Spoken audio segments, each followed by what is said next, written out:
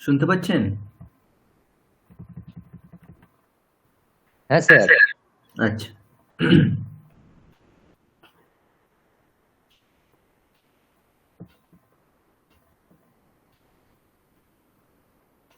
ॐ या कुन्देन्दुतुषारहारधवला या शुभ्रवस्त्रावृता या वीणावरदण्डमण्डितकरा या श्वेतपद्मासना या ब्रह्माच्युतशङ्करप्रभृतिभिर्देवैः सदा वन्दिता सा मां पातु सरस्वती भगवती निःशेषजाड्यापहा शुक्लं ब्रह्मविचारसारपरमाम् आद्यां जगद्व्यापिनीं वीणापुस्तकधारिणीमभयदां जाड्यान्धकारापहां हस्ते स्फाटिकमालिकां विदधतीं पद्मासने संस्थिताम् वन्दे तां परमेश्वरीं भगवतीं बुद्धिप्रदां शारदाम्।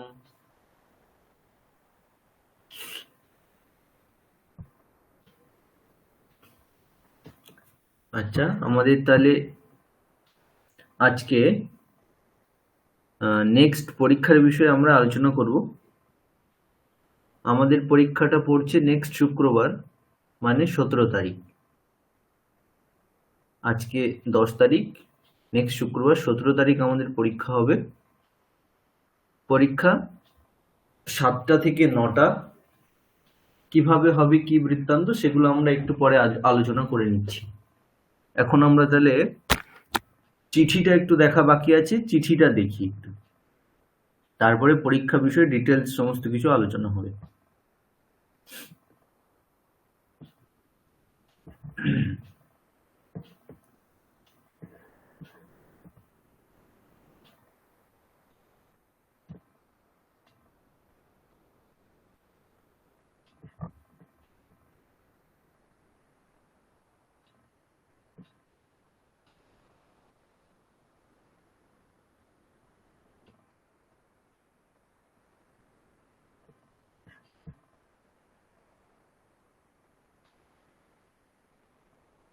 দেখতে পাচ্ছেন সবাই?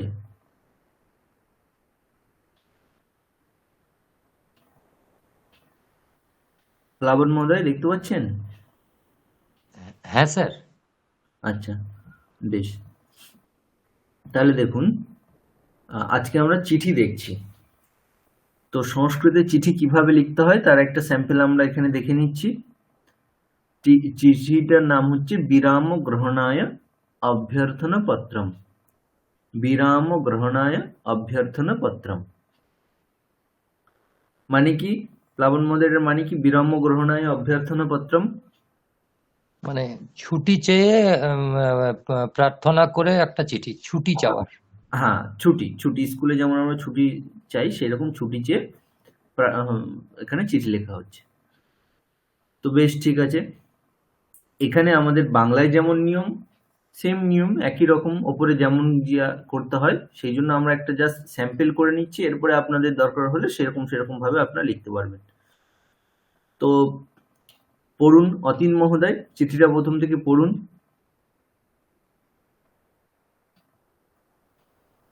অতীন মহোদয় পড়ুন।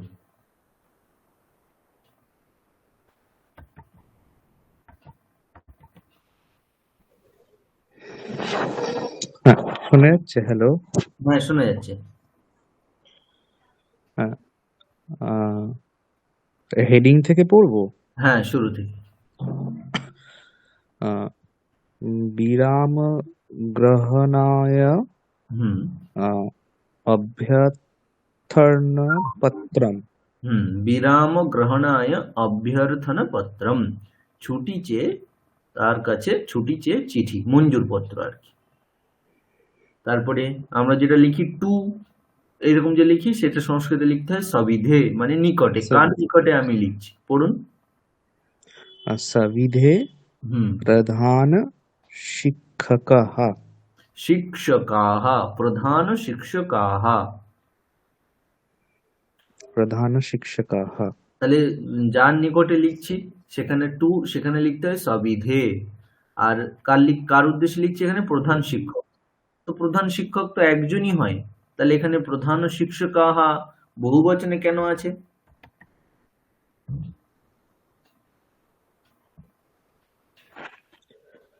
আহ, বহু বচনে স্যার, এটা তো মানে কেন আছে সত্যি? তো এটা হচ্ছে বহু বচনে আছে, তার কারণ হচ্ছে যে নিয়ম আছে, যাকে আমরা শ্রদ্ধা জানাতে চাই, সম্মান জানাতে চাই, তো সম্মানার্থে বহু বচন হয়। তো এখানে প্রধান শিক্ষক যদ্যপি একজন, কিন্তু সম্মানের পাত্র, সম্মাননীয়, তাই জন্য আমরা এখানে বহুবচন করেছি। সম্মানার্থে আমরা বহুবচন এরকম করতে পারি। প্রধান শিক্ষকাহা, একজন আছে কিন্তু তাকে সম্মান জানিয়ে আমরা বহুত্ব ব্যবহার করলাম। তারপরে আচ্ছা স্যার, হুম দেওলপাড়া ভূধারীনাথ, হুম তারপরেটা কি ওই জায়গাটা অস্পষ্ট।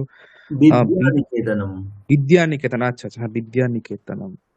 হুম তার মানে তার দেওলপাড়া, স্কুলের নাম, কোন হ্যাঁ কোথাকার প্রধান শিক্ষক মশাই কোথাকার, সে স্কুলের নাম হলো। তারপরে দেওলপাড়া হুগলি। তারপর পিন যেমন হয়। তাহলে এই পিন। এই এই স্ট্যান্ডার্ডটা এখানে কি করতে হয়? এখানে হচ্ছে যার নিকটে লিখছি, বাংলাতে আমরা যেমন লিখি টু দ্য হেডমাস্টার, যে ইংলিশে যেমন লিখি, অথবা বাংলাতে প্রতি দিয়ে লিখতে হয়, সেটা সংস্কৃতে সবিধে। কার নিকটে আমরা লিখছি? প্রধান শিক্ষক মহাশয়, তিনি কোথাকার শিক্ষক মহাশয়, স্কুলের নাম, তারপরে এবার অ্যাড্রেস লেখা হলো। ওকে, এটা হচ্ছে নর্মাল ভাবেই হলো শুরুর দিকটা। তারপরে অনির্বাণ মহোদয় পড়ুন।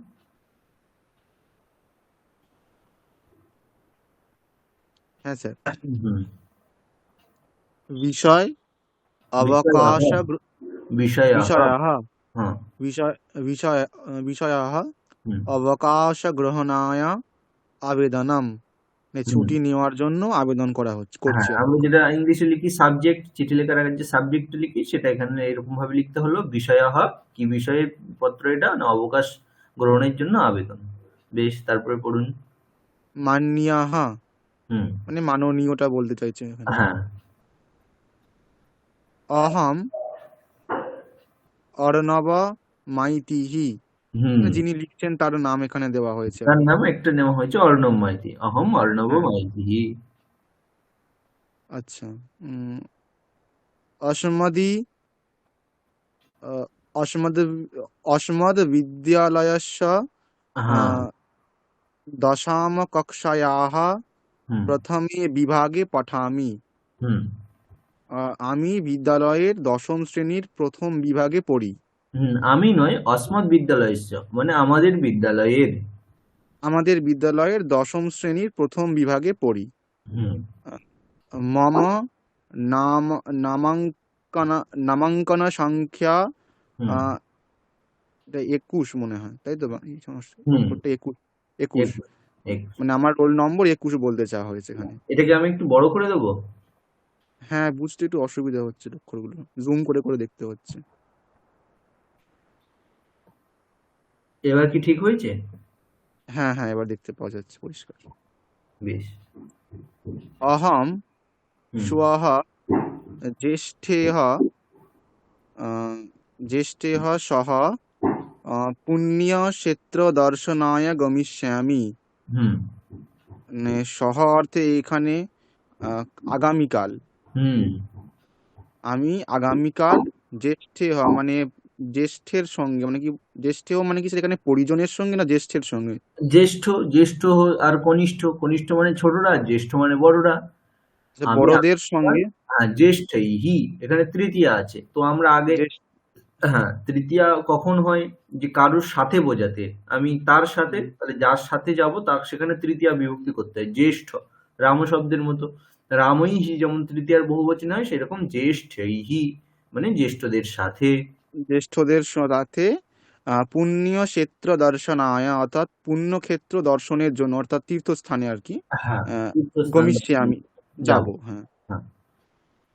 অতঃ কৃপয়া পঞ্চদিনাঙ্কনাম দিনানাম পঞ্চদিনানাম বিরামম यच्छन्तु হুম इति सादप्रणामपूर्वकं হুম বিজ্ঞাপয়ামি। হুম অতএব কৃপা করে হুম অনুগ্রহ করে আর কি পঞ্চদিনানাম অর্থাৎ 5 দিনের জন্য ব্র্যাকেটের সময়টা লিখে দিয়েছে। হ্যাঁ কোন তারিখ থেকে উনি কোন তারিখ পর্যন্ত সেটাও কিভাবে পর্যন্ত ছুটি লিখতে হয়? নেবে। হ্যাঁ। তহ দিয়ে যে এই তহ এতাবৎ পর্যন্তম। হুম। হুম বিরাম ইয়াচ্ছন্তু মানে আমি ছুটি চাইছি। ইতি বিরামম যচ্ছন্তু বিরাম বিরামম করুন। বিরামম ইয়াচ্ছন্তু আমি ছুটি চাইছি। না ছুটি ইতি চাইছি না, একদম অক্ষর রহস্য মানে বললে বিরামম যচ্ছন্তু বিরাম প্রদান করুন। বিরাম প্রদান করুন। আচ্ছা আচ্ছা। হুম ইতি হুম সাদরা প্রণাম পূর্বকম হুম সাদরা প্রণাম বিজ্ঞাপয়ামি মানে সাদর প্রণাম পূর্বক আমি এটা জানাচ্ছি আর কি জানাচ্ছি, বিষয়টা। হ্যাঁ নিবেদন করছি বা জানাচ্ছি। হুম, হ্যাঁ হুম।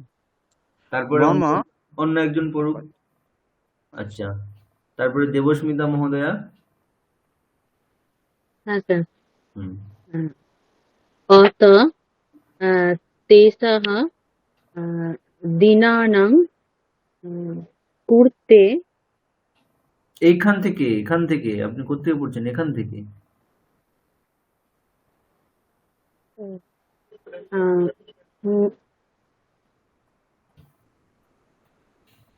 मम হুম अनुपस्थिति समये হুম पाठय পাঠ্যমানন পাঠ্যমানন पठ्यमानन् হুম पाठन् হুম मित्रसकाशत् মিত্র সকাশাৎ মিত্র সকাশাৎ मित्रसकाशत् হুম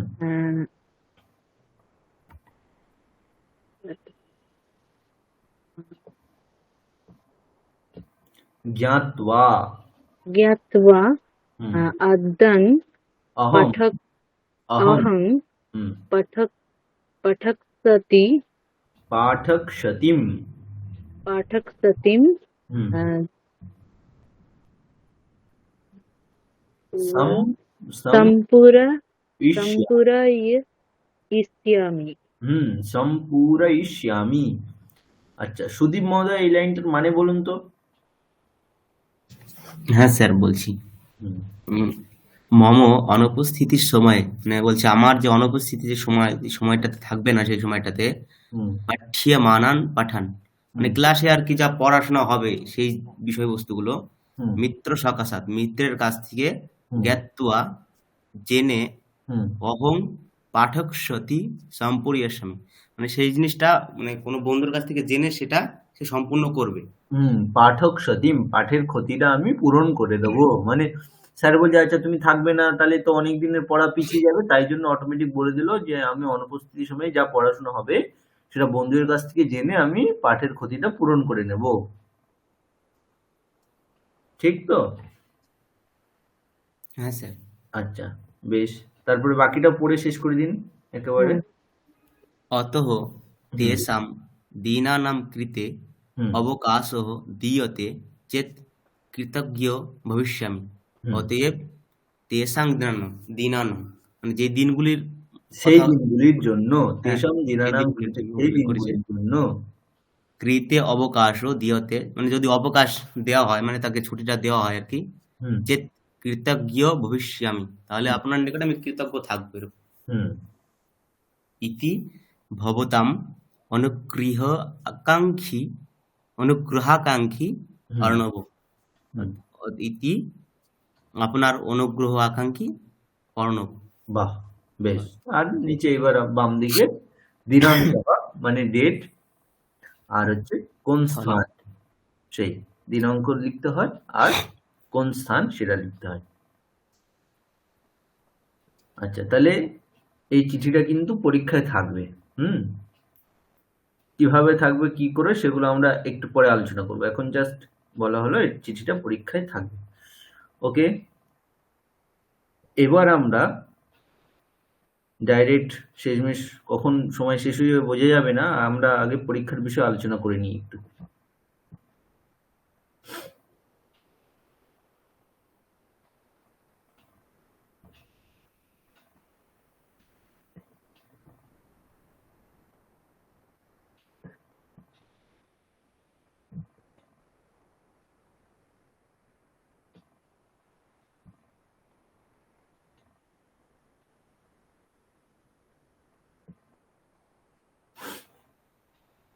অনির্বাণ মহোদয়,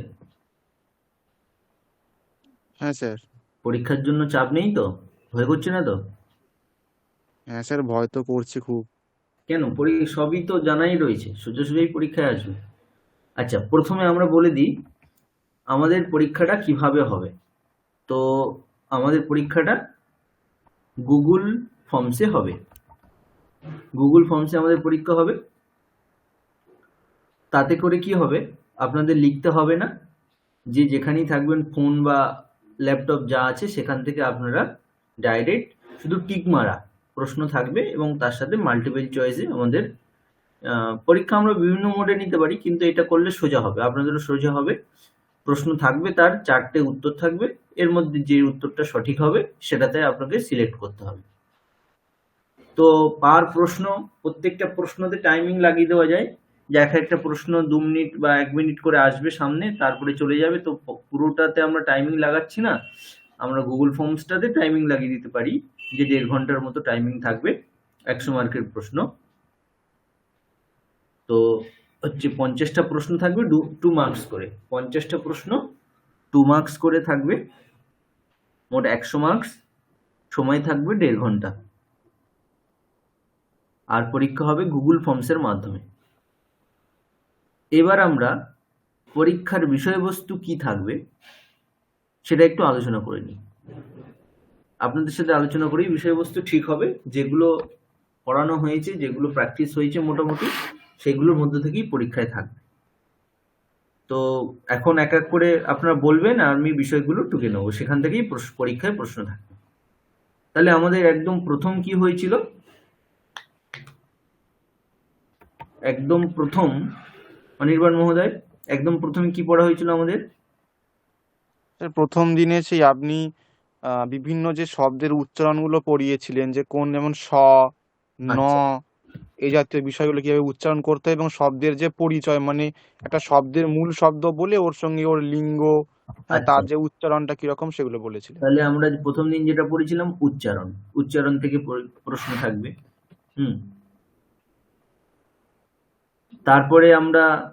তারপরে কি পড়েছিলাম, এরপরে পরপর বিষয়গুলো মনে করুন, এরপরে কি পড়েছিলাম?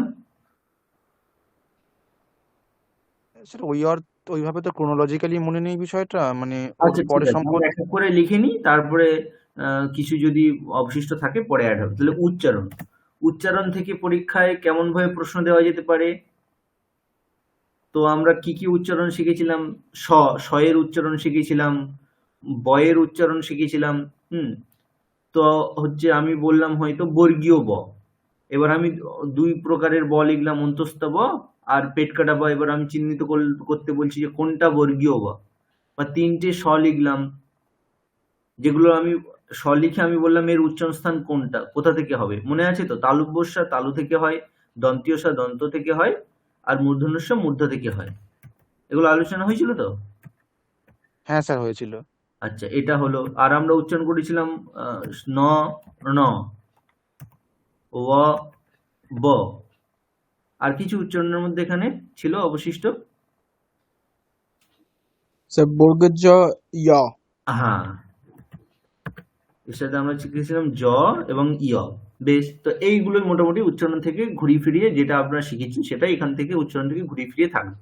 মানে ধরুন আপনি ওই তো বললাম যেমন যে দন্তীয় স্বরটা লিখে দিলাম, দিয়ে এটা বললাম এটার উচ্চারণ কোথা থেকে হয়। হ্যাঁ, এইরকম আর কি। জিনিসটা যেটা বলেছিলাম একটু খেয়াল করে রাখবেন, ওখান থেকে ঘুরে ঘুরিয়ে প্রশ্ন থাকবে। উচ্চারণ, তাহলে উচ্চারণ বিষয়ে আর কারোর কোনো জিজ্ঞাসা আছে? তাহলে আমরা নেক্সট বিষয়ে এগিয়ে যাব। আর স্যার ওই মাহেশ্বর সূত্রটা ছিল স দিয়ে। হ্যাঁ, এখানে আমরা মাহেশ্বর সূত্রটা করেছিলাম উচ্চারণ প্র্যাকটিসের জন্য। স স স্যার। হয়তো প্রশ্ন আসলো যে উচ্চারণ তিনটে স্বঘটিত উচ্চারণের জন্য মাহেশ্বর সূত্রটি কোনটি, তখন এটা আপনাদের বলতে হবে, মানে লেখাই থাকবে, টিক করতে হবে স স স্যার। আচ্ছা, এই উচ্চারণ মোটামুটি আমরা উচ্চারণ বিষয়ে এখানেই হলো। নেক্সট আমরা 2 নম্বর বিষয় শব্দ পরিচয়। শব্দ পরিচয় আমরা কি শিখেছিলাম? এখনই জিজ্ঞেস মূল শব্দটা কি, হ্যাঁ সেটা মূল, কোন লিঙ্গ এবং সেটা কোন কারান্ত। হ্যাঁ তাহলে আমরা জিজ্ঞেস করতে পারি যে মূল শব্দটা কি। তাহলে হচ্ছে প্লাবন মহোদয় বলুন যে আহ, লতা লতে লতাহা, বা ওটা বাদ দিন, ফলানি ফলানি, এখানে মূল শব্দ কি? মানে মূল শব্দ হচ্ছে স্যার ফলম। না, ভুল হয়ে গেল, তাহলে ফল স্যার। তাও ভুল হয়ে গেল। অনির্বাণ মহোদয়? ফল। ফল, এটা হচ্ছে মূল শব্দ, হচ্ছে ফল। বেশ, তো এইরকম মূল শব্দের আরেক নাম কি? প্রাতিপদিক। প্রাতিপদিক। হ্যাঁ, তো এরকম থাকবে মূল শব্দ কি, মূল শব্দের আরেক নাম কি, বা শব্দের পরিচয়, যেহেতু শব্দের বিষয়ে আর যা যা আমরা আলোচনা করেছিলাম যে শব্দ থেকে কটা লিঙ্গ হয়, কটা লিঙ্গ হয়, শব্দের কটা লিঙ্গ হয়? 3টা। হ্যাঁ, পুংলিঙ্গ, স্ত্রীলিঙ্গ, ক্লিবলিঙ্গ, 3টে। এবার আর আমরা বলেছিলাম একটা শব্দ থেকে কটা রূপ হয়? 21টা রূপ, শব্দ থেকে 21টা রূপ হয়। তারপরে আর বলেছিলাম যে 21টা রূপকে কিভাবে ভাগ করা হয়, না 7টা বিভক্তি 3টে বচন, এই করে মোট 21টা রূপ। আচ্ছা, এরপরেও আমরা বলেছিলাম যে সম্বোধনটাকে আলাদাভাবে আমরা ধরি না কেন, মনে আছে কারোর?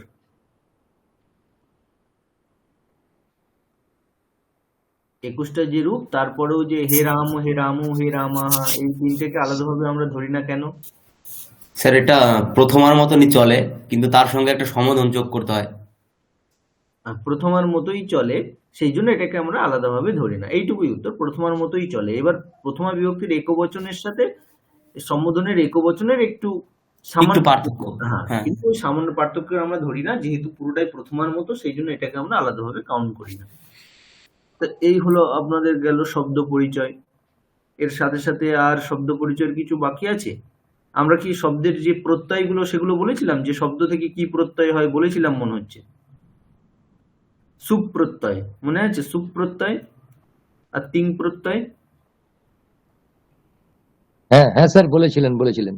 হ্যাঁ, তাহলে আমাদের শব্দের ওখানে পরিচয় সুপ্রত্যয় কিভাবে নাম হয় আমরা আরো পিডিএফ এ দেখেছিলাম, প্রথমটা আর একদম শেষেরটা। তাহলে আমরা শব্দ পরিচয়ের মধ্যে রূপ কতগুলো, রূপাণী, লিঙ্গম, বিভক্তি, কটা বিভক্তি, তারপরে আর কি, হ্যাঁ, আর মেইন জিনিস শব্দের যে একটা প্রাতিপদিকম, মূল প্রাতিপদিকম।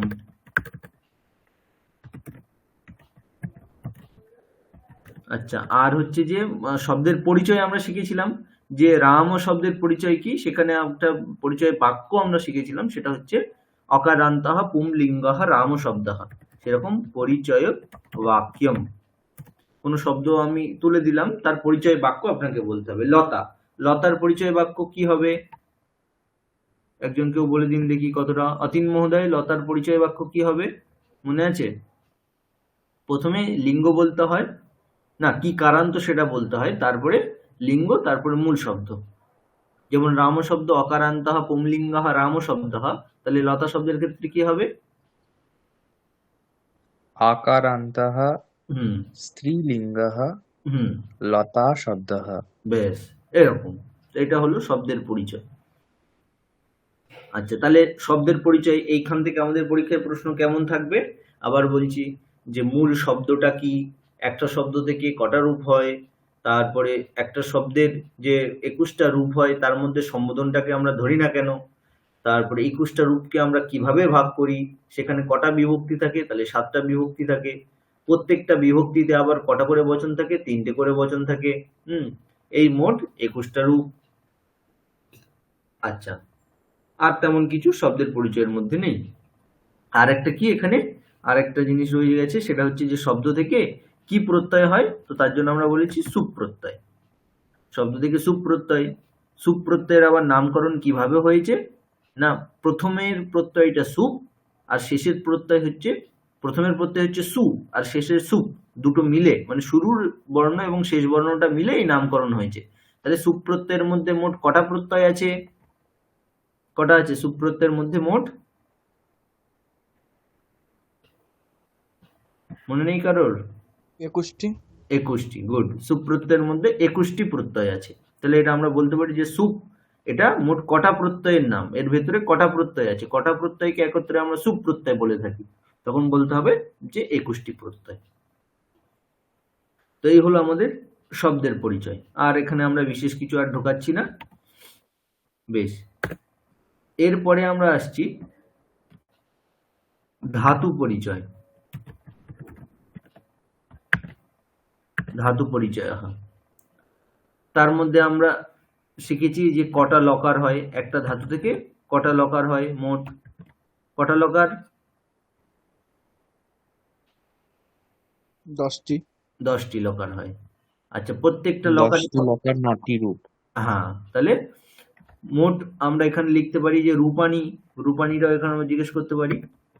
রূপানি মানে একটা ধাতু থেকে মোট কটা রূপ হয়, তাহলে আমাদের বলতে হবে 90টা, যেহেতু 10টা লকার আর প্রত্যেকটা লকারে 9টা করে রূপ। তাহলে এটাও আমাদের প্রশ্ন হতে পারে যে কটা লকার হয়, তো 10টা লকার, প্রত্যেকটা লকারে কটা করে রূপ হয়? 9টি করে রূপ হয়। এই 9টি রূপকে কিভাবে ভাঙতে হয় না, 9টি রূপে আমরা প্রথম পুরুষ, মধ্যম পুরুষ, উত্তম পুরুষ, 3টে পুরুষ এবং একবচন, দ্বিবচন, বহুবচন, এইভাবে হচ্ছে আমাদের ভাঙতে হয়। তাহলে এটা ধাতু পরিচয়ের মধ্যে গেল কটা রূপ, কটা লকার। আচ্ছা, ধাতুর গণ কটা মনে আছে? গণ বলেছিলাম আমরা, গণ কটা?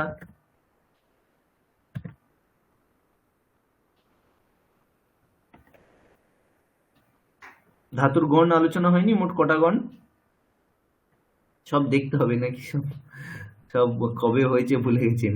10টা গণ মনে পড়ছে কিছু? 10টা গণ, ভুয়াদিগণ, অদাদিগণ, সে আমরা লিস্ট বলেছিলাম, 10টা লিস্ট ধাতুর হয়। মনে পড়ছে প্লাবন মহোদয়? না এটা স্যার কেমন শুনিনি লাগছে স্যার। আচ্ছা, তাহলে বাদ। হ্যাঁ স্যার, এটাও মানে শুনিনি সত্যি, এটাকে হয়নি এটা। আচ্ছা, তাহলে ধাতুর গণ বিষয়ে আলোচনা হয়নি।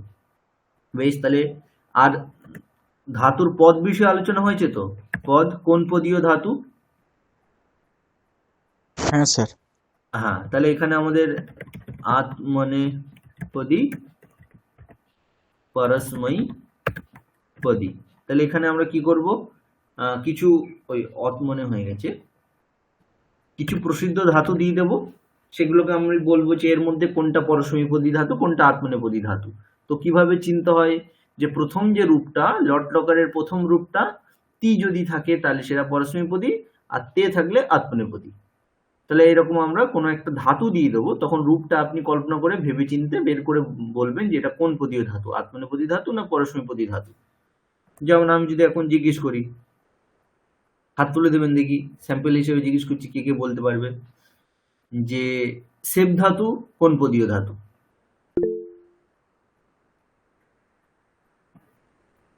ব্যাস, এই তো অনেকে পাচ্ছেন। তাহলে সেব ধাতু আত্মনেপদী ধাতু।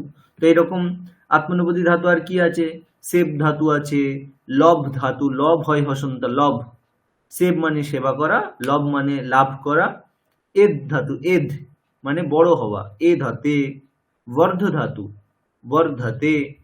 তাহলে সেব, লব, এদ, বর্ধ, এগুলো সব আত্মনেপদী ধাতু। আর পরস্মৈপদী ধাতু তো র্যান্ডম প্রচুর পাওয়া যায়, আমরা যেগুলো বেশিরভাগ সব অভ্যেস করেছি, পট ধাতু, লিক ধাতু, চল ধাতু, গম ধাতু, সমস্ত সব পরস্মৈপদী ধাতু।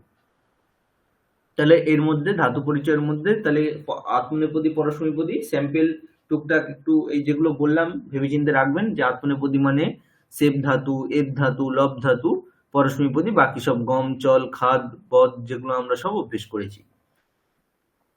এছাড়া আর ধাতুর মধ্যে আবার কেমন ধাতু হতে পারে? সকর্মক ধাতু, অকর্মক ধাতু। সকর্মক ধাতু মানে কি? যে ধাতুর কর্ম সম্ভব। যে ধাতুর কর্ম সম্ভব মানে, যেমন আমি ভাত খাচ্ছি, তাহলে এখানে খাওয়া ক্রিয়া, কি খাচ্ছি? ভাত খাচ্ছি, তাহলে খাওয়া ক্রিয়ার একটা কর্ম আছে কি? ভাত, তাহলে এটা সকর্মক ধাতু। শিশুটি চাঁদ দেখছে, তাহলে কি দেখছে? দেখা ক্রিয়ার কর্ম কি? চাঁদ, তাহলে এই যে দেখা রূপ ক্রিয়া সেটা হচ্ছে সকর্মক। সকর্মক মানে যার কর্ম আছে। আমি বই পড়ছি, তাহলে এখানে পড়া ক্রিয়ার কি কর্ম? কি পড়ছে? বই, তাহলে এটাও একটা সকর্মক। অকর্মক কি? যার কর্ম থাকে না, যেমন ছেলেটি হাসছে, তাহলে কি হাসছে? সেটা তো হয় না, কর্ম নেই, শুধু কর্তা এবং ক্রিয়া আছে। শিশু হাসছে, হাসা ক্রিয়ার কোনো কর্ম হয় না, তাহলে হাসাটা হচ্ছে অকর্মক ধাতু। আর যদি বলি গাছটি বেড়ে উঠছে, তাহলে বেড়ে উঠছে যখন, তাহলে এটার কোনো কর্ম সম্ভব? সম্ভব নয়, গাছ বেড়ে উঠছে নিজে নিজেই, কিছু কর্ম নেই এখানে। অথবা শিশুটি কাঁদছে, শিশুটি কাঁদছে, তাহলে এটা কি কি কাঁদছে? এরকম হয় নাকি? তাহলে তার কোনো কর্ম নেই, তাহলে সেটা হচ্ছে অকর্মক। তাহলে এরকম সকর্মক এবং অকর্মক। আমি একটা ধাতু দিয়ে দেবো, এবার জিজ্ঞেস করবো যে, বা ধাতুর 4টে ধাতু দিয়ে দেবো, বলবে এর মধ্যে সকর্মক ধাতু কোনটি, এর মধ্যে অকর্মক ধাতু কোনটি। এরকম ভাবে আপনাদেরকে বলতে হবে। প্লাবন মহোদয় বলুন দেখি, লিখতি এটা সকর্মক না অকর্মক? আমি লিখছি। হুম এ- এখন যদি এটা শুধু বলেন যে মানে বাক্য থাকবে না, শুধু লিখতি থাকবে, আমি শুধু ধাতুটা তুলে দেবো, মানে তার কর্ম সম্ভব হলে সেটা সকর্মক ধাতু। তাহলে লিখ, স্যার এটা কর্ম সম্ভব, তাহলে এটা মানে সকর্মক ধাতু। বাহ, ঠিক, এটা সকর্মক ধাতু। দীপ্ত মহোদয়, দীপ্ত মহোদয় আপনি বলুন বদ ধাতু। বদ, বলা, বলা অর্থে বদ ধাতু, এটা সকর্মক। সকর্মক। গুড। আচ্ছা, দেবস্মিতা মহোদয়া, হ্যাঁ স্যার। সিং ধাতু, তালবস্যে দীর্ঘই ময় হসন্ত, সিং, সিং মানে শোয়া, এটা সকর্মক না অকর্মক? এটা সকর্মক। এটা সকর্মক। আচ্ছা, সুদীপ মহোদয় আপনার মতে কি সকর্মক? সিং? হ্যাঁ স্যার, সিং ধাতু। হুম স্যার যদি মানে সম্পূর্ণ বাক্য এরকম বলেছে কেউ ঘুমিয়ে আছে ধরুন, সেক্ষেত্রে তো মানে ঘুমানোটা তো একটা ক্রিয়া বোঝাবে স্যার। হ্যাঁ, তা ক্রিয়া বোঝাক, তার কর্ম আছে কি কোনো? মানে কর্ম বলতে তার তো, হ্যাঁ বলুন স্যার। কর্ম আছে, হাসা কাঁদা তার কর্ম, না যেমন স্যার, সেরকম কর্ম নেই, এটা তাহলে অকর্মক হবে। অকর্মক, এটা তো 100% হ্যাঁ স্যার। অকর্মক। যেমন কিন্তু স্যার হ্যাঁ বলছি ধরুন বিশ্রাম নেওয়ার সময় তো শোয়া বলে সেটাকে। হ্যাঁ, তো সেটাও বিশ্রাম, বিশ্রাম করছে, সেটাও তো অকর্মক। হাসছে কাঁদছের মতোই নয়, হাসছে যেমন সে হাসছে, কি সে দেখছে, কি দেখছে আমরা বুঝতে পারি, চাঁদ দেখছে। সে পড়ছে, কি পড়ছে? না বেদ পড়ছে, ঠিক আছে। সে খাচ্ছে, কি খাচ্ছে? ভাত খাচ্ছে, তাহলে ভাত রূপ একটা কর্ম সম্ভব। কিন্তু যখন বলছি সে হাসছে, তাহলে কি হাসছে এরকম হয় নাকি? অথবা সে শুচ্ছে বা সে ঘুমোচ্ছে, তাহলে এর কি আর কোনো আলাদা কর্ম আছে? এ তো কর্তা সে, আর ঘুমোচ্ছে সে ক্রিয়া, তাহলে এই ক্রিয়ার আর কোনো কি কর্ম আছে? মানে কি দিয়ে প্রশ্ন করলে তাহলে হবে না, কিন্তু মানে বিশ্রাম নিলে তো মানে শারীরিক পরিত্রাণ, এই এই মানে এই অর্থে হবে না। হুম মানে এটা হচ্ছে কি দিয়ে প্রশ্ন করলে যেটা হবে সেটা। এবার সবসময় যে কি দিয়ে হবে সেরকম নয়। যেমন এই যে দেখুন, গাছটি বেড়ে উঠছে, সে নিজে নিজেই হ্যাঁ বেড়ে উঠছে, তো আমরা কি দিয়ে প্রশ্ন করে উত্তর পাচ্ছি, কিন্তু ওইভাবে মানে কি দিয়ে 90% জায়গায় পাবেন, কিন্তু বাকি জায়গায় পাবেন আচ্ছা না। সেটা বুঝে নিতে হবে। যেমন সে আচ্ছা। খাচ্ছে, তাহলে সেক্ষেত্রে আমরা কি দিয়ে প্রশ্ন করলে পেয়ে যাই যে হ্যাঁ, খাওয়া ক্রিয়া কিছু একটা তো খাচ্ছে। তাহলে হুম কি খাচ্ছে? হুম। তাহলে তার একটা কি খাচ্ছে সেটা সম্ভব উত্তর পাওয়া, যে হ্যাঁ ভাত খাচ্ছে বা কিছু খাচ্ছে। সে দেখছে, কি কিছু একটা দেখছে, তাহলে কি দেখছে সেটা কর্ম হয়ে গেল তার। তাহলে কি দেখছে? কিছু একটা, চাঁদ হোক, টিভি হোক। কিন্তু হাসছে কাঁদছে এগুলো তো সম্ভব নয়। আচ্ছা, সেই অর্থে এটা অকর্মক। ঠিক হবে, আছে। বেশ। আচ্ছা, সোমনাথ মহোদয়, হ্যাঁ স্যার। আপনি বলবেন সে আঁকছে, সকর্মক ধাতু স্যার। সকর্মক ধাতু। তো এইরকম একদম সোজাসুজাই থাকবে, চিন্তা কিছু নেই। আচ্ছা, তাহলে এখানে আমাদের ধাতু হলো। আচ্ছা, আর এছাড়াও আমরা ধাতুর পরিচয় কিছু শিখেছিলাম, যেমন আমরা শব্দের পরিচয় অকারান্তঃ পুংলিঙ্গঃ রামশব্দঃ, এরকম ধাতুর বিষয়ে শিখেছিলাম তো, মনে পড়ছে কিছু? স্যার আর একটু বলুন। যেমন আমরা শব্দের পরিচয় শিখেছিলাম অকারান্তঃ পুংলিঙ্গঃ রামশব্দঃ, হ্যাঁ, সেরকম ধাতুর পরিচয় শিখেছিলাম।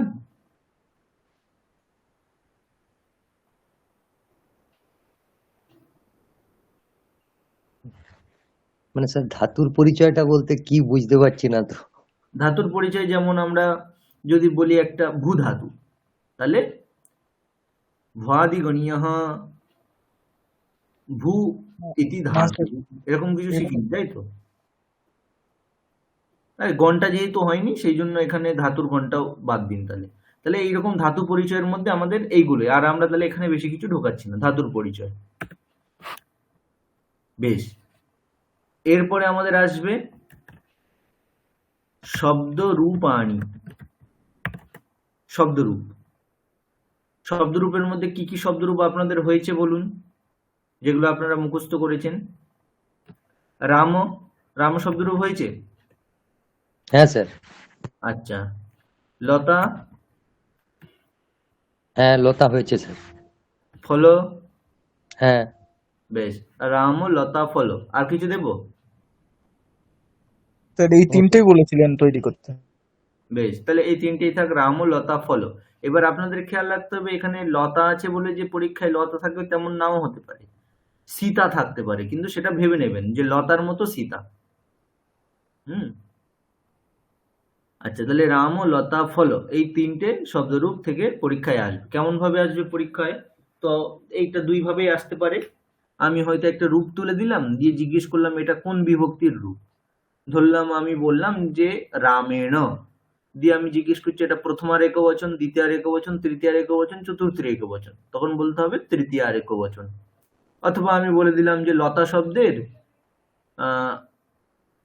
চতুর্থীর একবচনের রূপটা কি, দিয়ে চারটে রূপ দিলাম, তার মধ্যে আপনাদেরকে বেছে সঠিক যে রূপটা সেটাই সিলেক্ট করতে হবে। তাহলে এই শব্দরূপ এই গেল, এতদূর যতদূর হয়েছে এর বিষয়ে আর কোনো জিজ্ঞাসা আছে?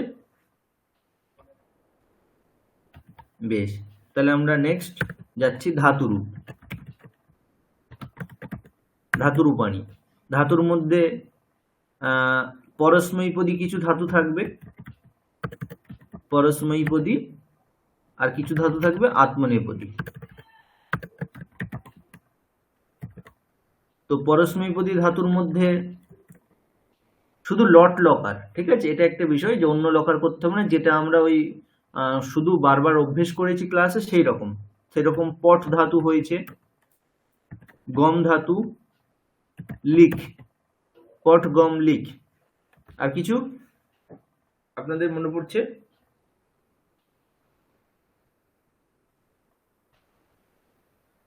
বেশ, তাহলে এইটুকুই, তিনটেই থাক আর কি। পট পট ধাতুর রূপ মনে পড়ছে কি বলুন দেখি, কে বলবে? সোমনাথ মহোদয়, পট ধাতুর লট লকার। স্যার পঠতি পঠত পঠন্তি হুম পঠসি পঠতঃ পঠত হুম পঠামি পঠাবহ পঠামহ। বেশ, এরকম পট ধাতু, গম ধাতু আর লিক ধাতু, এই তিনটে ধাতু থেকে এরকম রূপ আসবে। একইভাবে যেমন শব্দের ক্ষেত্রে এসছে যে এই রূপটা কোথাকার, অথবা আমি বলে দেবো যে এইখানকার রূপটা কি, দুই প্রকারের আসতে পারে। পট ধাতু প্রথম পুরুষের একবচন, হ্যাঁ, অথবা পট ধাতু মধ্যম পুরুষের দ্বিবচন, এরকম জিজ্ঞেস করবো, অথবা পঠামহ এটা কোথাকার রূপ, এমন ভাবেও জিজ্ঞেস করতে পারি। তো সেইভাবে আপনাদেরকে অভ্যেস করে আসতে হবে। তাহলে এই পট গম লিক এতগুলো হলো পরস্মৈপদী ধাতু। আর এবার আত্মনেপদী ধাতু। আত্মনেপদী ধাতু কি হয়েছে? সেভ। সেভ। আর কিছু হয়েছে অভ্যেস? লব হয়েছে, লব।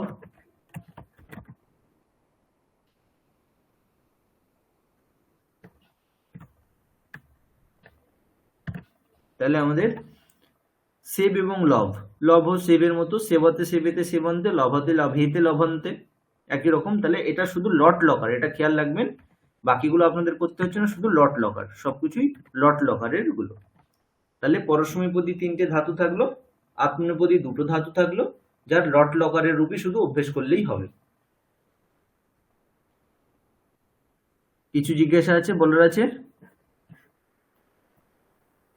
স্যার একটা জিনিস জিজ্ঞেস করতে পারি স্যার? হ্যাঁ, প্রথম যেটা স্যার বলেছিলেন স্যার, ওই যে তালবস্য মূর্ধন্য দন্তেশ্ব র লেখা আছে হস দিয়ে, হলন্ত দিয়ে, হ্যাঁ, স্যার ওখানে বলেছিলেন মাহেশ্বর সূত্র, ওটা স্যার একটু ভুলে গেছি, বলে দেওয়া যাবে? হ্যাঁ, মাহেশ্বর সূত্র আসলে আমরা বলেছিলাম যে ব্যাকরণের শুরু কিভাবে হয়েছিল। তো পাণিনি মুনি শিবের তপস্যা করতে বসছিলেন, যে শিবের কাছ থেকে উনি ব্যাকরণ শিখবেন। তখন উনি শিব এসে আপনার 14 বার ডমরু বাজায়।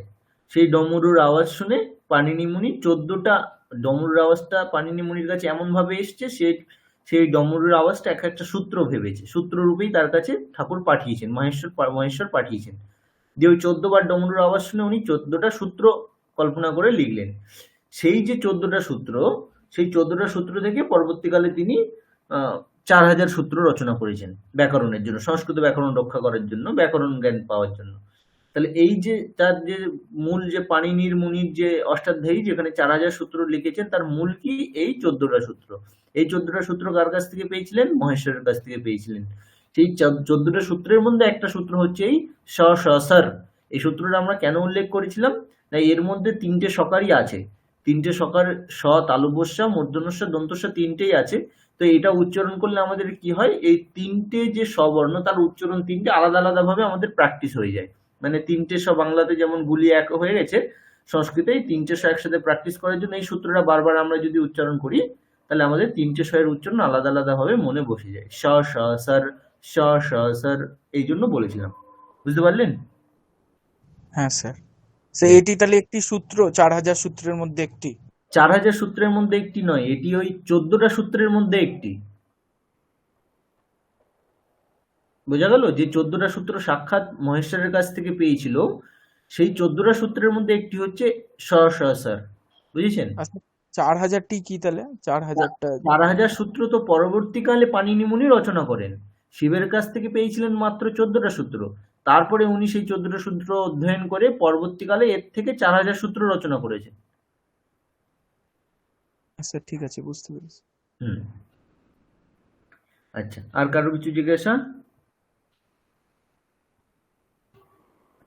বেশ, আচ্ছা, এরপরে আমরা তাহলে আর কি শিখেছিলাম? এরপরে আমরা শিখেছিলাম কর্তা এবং ক্রিয়াপদের ম্যাচিং।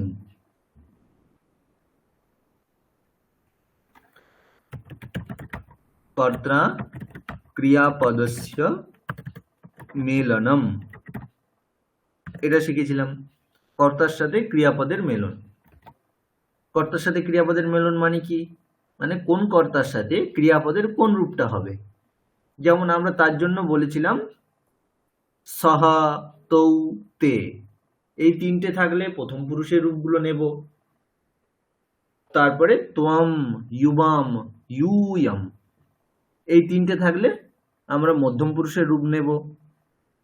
এবং শেষমেশ আমি, আমরা, অহম, আবাম, বয়ম, এগুলো থাকলে উত্তম পুরুষের রূপ নেব। তাই জন্য আমরা বলেছিলাম আমি, আমরা উত্তম পুরুষ, তুমি, তোমরা মধ্যম পুরুষ, বাকি যাই কিছু থাকুক সেগুলো প্রথম পুরুষ। তো এটা আমরা শিখেছিলাম, ম্যাচিং শিখেছিলাম তো। হ্যাঁ স্যার। আচ্ছা, হ্যাঁ স্যার। বেশ, তাহলে এবার সুদীপ মহোদয় বলুন, বয়ম পট, বয়ম আছে আর ওদিকে ধরুন ধাতু আছে পট, তাহলে কি রূপটা হবে? পট, পট ধাতু আছে তাই তো স্যার? হ্যাঁ, বয়ম পঠামহ। ব্যাস এরকম। তাহলে পরীক্ষা এরকম থাকবে যে বয়ম, তারপর দেওয়া রইল পঠতি, পঠসি, পঠামি, পঠামা। তো সঠিক রূপটা চয়েস করতে হবে। আচ্ছা, সোমনাথ মহোদয় বলুন যে রামৌ, রামৌ, তারপরে হয়তো রইল সেব, রামৌ সেব, কি হবে?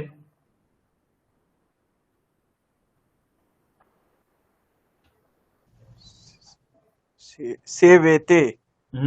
রামৌ সেবেতে, তাহলে এই কর্তার সাথে ক্রিয়াপদের এরকম মেলন থাকবে। তাহলে কর্তার সাথে ক্রিয়াপদের মিলনটা আশা করি বোঝা গেছে। কেমন থাকবে? অহম পঠামি, এরকম টাইপের। ত্বম যদি থাকে তখন কিন্তু গচ্ছসি, এরকম কর্তা থাকবে। আর ক্রিয়াপদের আমরা মূল ধাতুটা আর লকারটা বলে দেব, সঠিক যে রূপটা হবে সেই রূপের সাথে ম্যাচিং করতে হবে। বা আমি রূপই দিয়ে দিলাম, অহম বলে 4টে রূপ দিয়ে দিলাম, তো কোন রূপটা হবে চয়েস করতে হবে। এটা হলো কর্তার সাথে ক্রিয়াপদের মেলন। এরপরে আমরা আর কি শিখেছিলাম? হ্যাঁ, বিশিষ্ট কর্তার সাথে ক্রিয়াপদের মিলন। মানে যদি এটা আমরা শিখেছিলাম আমি এবং তুমি থাকে তাহলে কোনটা শক্তিশালী, সেগুলো শিখেছিলাম।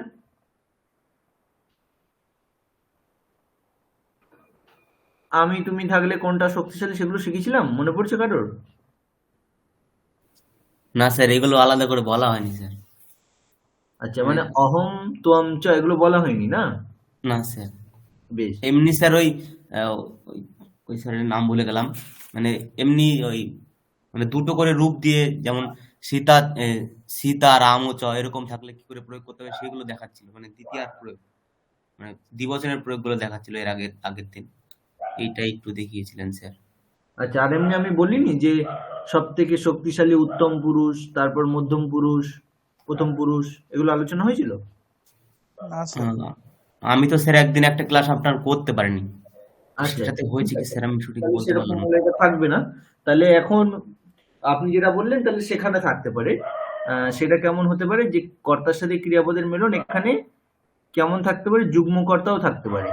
যে আপনি যেটা বললেন যুগ্মকর্তা, মানে দুটো কর্তা একসাথে, যুগ্ম কর্তা। তাহলে সেটার কি হবে তখন? রামঃ শ্যামঃ চ। যদি পট ধাতু থাকে তাহলে কি হবে? দুজন আছে, তাহলে পট ধাতু যদি দিয়ে বলি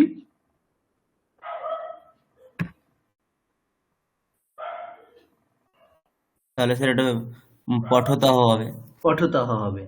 এটা কি অভ্যেস হয়েছিল না এটা বাদ দিয়ে দেবো যুগ্মকর্তা? না স্যার, এটা অভ্যাস হয়নি স্যার। বেশ, তাহলে বাদ, যুগ্মকর্তা বাদ দিয়ে দিই। বেশ, তাহলে আমাদের কর্তার সাথে ক্রিয়াপদের মেলন এটা হলো।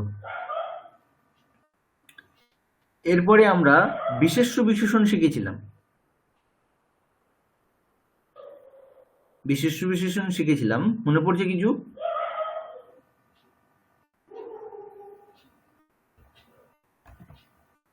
প্লাবন মহোদয়, স্যার একটু একটু একটু বলুন, একটু হিন্টস দেন স্যার। এই যে যেমন যদি রামহ থাকে তাহলে দীর্ঘহ, হ্যাঁ, বালিকা থাকলে দীর্ঘা, ফলম থাকলে দীর্ঘম। বিশেষ্যের যে লিঙ্গ যে বিভক্তি যে বচন হবে, বিশেষণের সেই লিঙ্গ সেই বিভক্তি সেই বচন।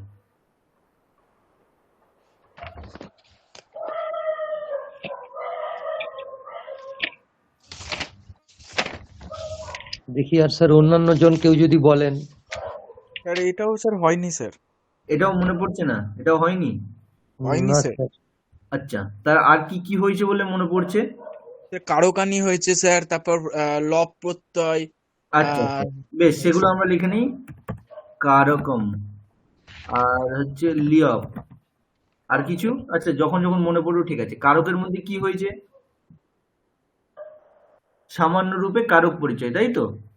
মানে স্যার কারকানি বলতে ওই বিভক্তিগুলো স্যার, 7টি বিভক্তির ব্যবহার একটা ক্লাসে হয়ে গিয়েছিল, মানে আচ্ছা, আমি সেই ক্লাসটা করতে পারি। সামান্য বিভক্তি পরিচয়। বেশ, সামান্য বিভক্তি পরিচয় কেমন আসবে? ধরুন আমি বললাম যে রামঃ অন্নম খাদতি, এখানে আমি রামঃ এর তলায় দাগ দিয়ে দিলাম। এটা কোন বিভক্তিতে আছে? কোন বিভক্তিতে আছে রামঃ? এটা স্যার এটা প্রথমা বিভক্তি মনে হচ্ছে। হ্যাঁ, রামঃ প্রথমা বিভক্তি, অন্নম দ্বিতীয়া বিভক্তি। এখনই এইরকম যদি আমি বলি যে রাজা দরিদ্রায় বস্ত্রম দদাতি, তাহলে এই যে দরিদ্রায়, এটা যদি এর তলায় আন্ডারলাইন করে দিই তাহলে রাম শব্দের মতো পড়ে গেলে বলা যাবে যে এখানে কি বিভক্তি আছে। হ্যাঁ স্যার। কি বিভক্তি আছে এখানে? স্যার অপাদান চতুর্থী। হ্যাঁ, সম্প্রদান চতুর্থী বিভক্তি আছে। তাহলে এরকম তাহলে আমরা তাহলে কি করব, আমরা হচ্ছে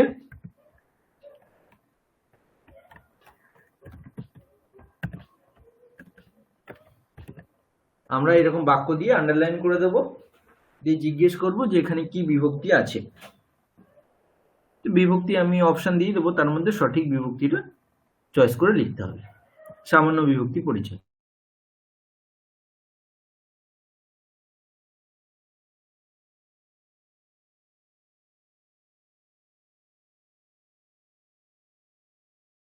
প্রশ্ন থাকবে এখান থেকে হতে পারে। তো এরকম সামান্য তোয়া প্রত্যয়ের কি অবশিষ্ট থাকে, লিয়প প্রত্যয়ের কি অবশিষ্ট থাকে, অথবা আমি কয়েকটা রূপ দিয়ে দিলাম, দিয়ে বললাম এর মধ্যে তোয়া প্রত্যয়ান্ত রূপ কোনটা, লিয়প প্রত্যয়ান্ত রূপ কোনটা। সামান্যভাবে মনে আছে যে লিয়প কখন হয়? যখন স্যার তার স্যার পূর্বে কোনো উপসর্গ থাকে, হ্যাঁ, সেই ক্ষেত্রে তাহলে আমরা সিম্পল ভাবে শিখেছিলাম তোয়া প্রত্যয় কখন হয়, যখন 1 মিনিট।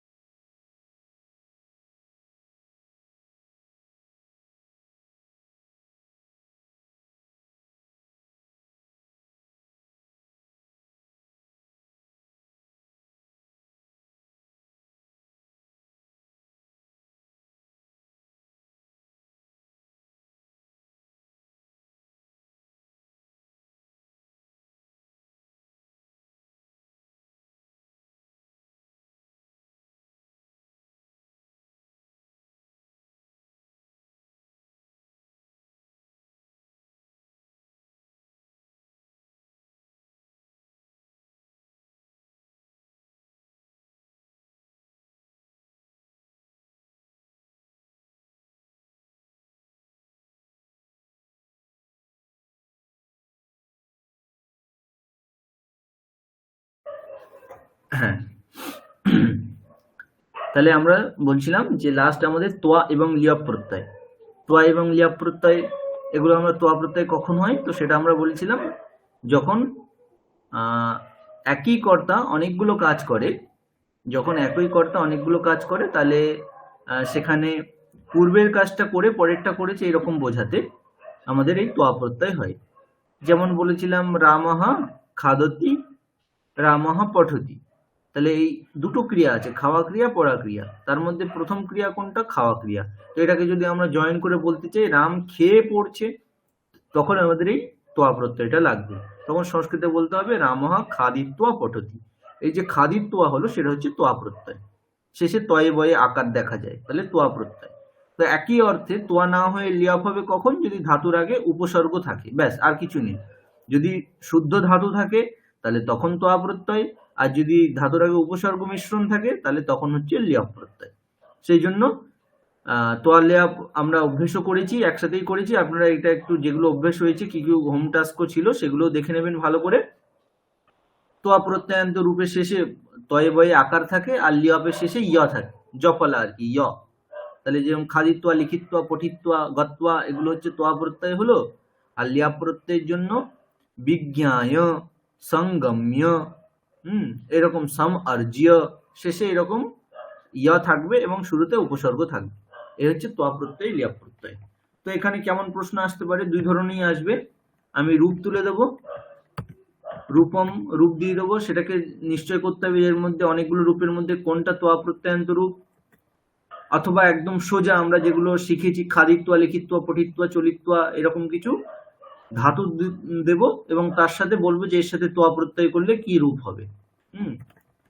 ধাতু তুলে দেব, তার সাথে আপনাদের তোয়া করতে হবে, দিয়ে কি রূপ হবে সেটা বলতে হবে। তো এরকম এটা দুই ধরনের আসতে পারে। অথবা আমি একটা বাক্য দিয়ে দিলাম, বাক্যের মধ্যে আমি বললাম যে এই বাক্যের মধ্যে তোয়া প্রত্যয়ান্ত রূপ কোনটি, তখন বাক্য থেকে খুঁজে বের করতে হবে যে তোয়া প্রত্যয়ান্ত রূপ কোনটা আছে। তো এই মোটামুটি হলো।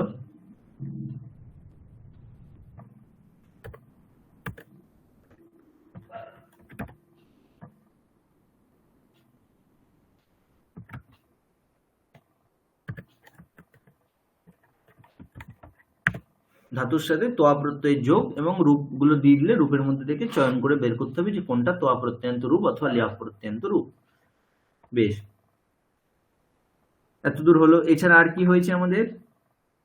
বাচ্য পরিবর্তন। হ্যাঁ, বাচ্য পরিবর্তন।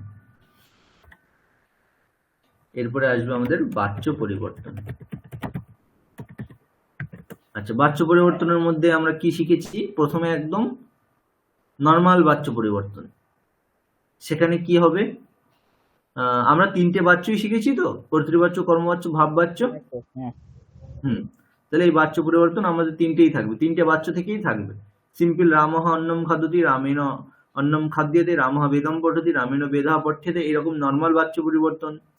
শুধু যার কর্মবাচ্যে হবে, এই শুধু যার ভাববাচ্যে হবে, কর্ম যার নেই, যেমন রামঃ হসতি, তাহলে এর কর্ম নেই বলে এটার হচ্ছে ভাববাচ্য হবে রামেণ হাস্যতে। এরকম হচ্ছে রামঃ লভতে, রামেণ লভ্যতে। আচ্ছা, এরপরে একটু কঠিন যদি বলা হয় তাহলে কঠিন বাচ্য পরিবর্তন আমরা অভ্যেস করেছিলাম, যেখানে মাঝখানে সর্বনাম শব্দগুলো দিয়ে, যে সাহা মাম পশ্যতি, তাহলে সেখানে তো নর্মাল ভাবে ওদিকে পশ্যতির সাথে মেলাতে গেলে নর্মাল ভাবে মাম আছে, তাহলে ওটা অহম হয়ে গিয়ে উত্তম পুরুষে হবে। এরকম কঠিনও থাকতে পারে, যে যা বাচ্য পরিবর্তন হয়েছে সেগুলো একটু দেখবেন। নর্মাল বাচ্য পরিবর্তন থাকবে, কর্মবাচ্যে যেমন থাকে সেরকমও থাকবে, ভাববাচ্যে যেমন আছে সেরকম থাকবে, আর হচ্ছে মাঝে কিন্তু অন্যান্য পুরুষ দিয়েও দুটো একটা থাকতে পারে। তাহলে কর্তরীও থাকবে, কর্মণি থাকবে, আর ভাবে। কর্তরী বাচ্চে, কর্মণি বাচ্চে আর ভাবে বাচ্চে, তিনটে বাচ্চেতেই বাচ্য পরিবর্তন থাকবে। আচ্ছা, এছাড়া আর কি হয়েছিল? সুভাষিত হয়েছিল কিছু। হ্যাঁ, সুভাষিতম, সুভাষিতানি। তো সুভাষিত আমরা পড়েছিলাম কটা? 5টা মনে হচ্ছে নাকি? হ্যাঁ স্যার, তার মধ্যে 3টে মুখস্থ রাখতে বলেছিলেন। আচ্ছা, 3টে। তাহলে সুভাষিত। এখন তাহলে মুখস্থ তো আমরা ওইটা মৌখিক ধরু বলে করতে বলেছিলাম 3টে, তো এখন তো মৌখিক নয়, লিখিত পরীক্ষা। তাহলে 5টা সবাই মোটামুটি দেখে রাখবেন। আমি এমন করব সুভাষিতগুলো থেকে যে হয়তো আমি একটু অংশ তুলে দিলাম, দিয়ে বাকি অংশ আমি বিভিন্ন শ্লোক থেকে দিলাম, দিয়ে আমি বললাম যে বাকি অংশ কোনটা হবে। মানে আমি প্রথম লাইন তুলে দিলাম, সেকেন্ড লাইনটা আর এবং অন্যান্য শ্লোকের লাইন আমি সব তুলে দিলাম, দিয়ে আমি বললাম খুঁজে বের করুন যে সেকেন্ড লাইন কোনটা। সেই জন্য একদম মুখস্থ না থাকলে হবে, মোটামুটি পড়ে রাখতে হবে যে এর সেকেন্ড লাইন কি হতে পারে। হ্যাঁ, সুভাষিত 5টা একটু দেখে রাখবে। অথবা আমি একটা সুভাষিত তুলে দিলাম, দিয়ে বললাম এখানে কার লক্ষণের কথা বলা হচ্ছে, ওই যে বিদ্যার্থীর লক্ষণ ছিল, তো সেই রকম ধরনেরও থাকতে পারে। সুভাষিত 5টাই মোটামুটি দেখে রাখবেন। সুভাষিত তাহলে 5টা। আচ্ছা, এছাড়া আর কি?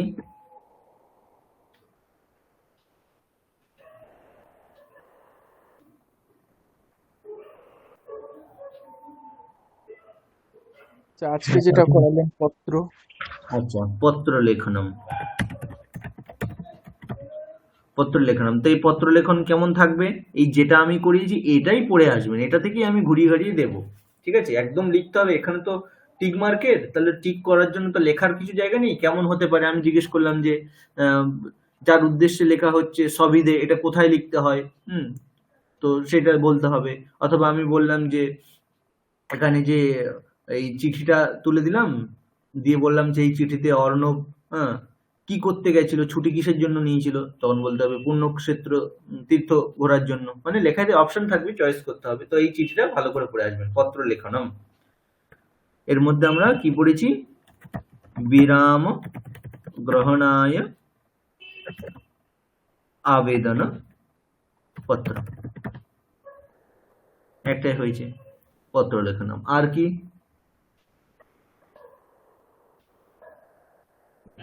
এছাড়া অব্যয় হয়েছে কিছু। অব্যয়,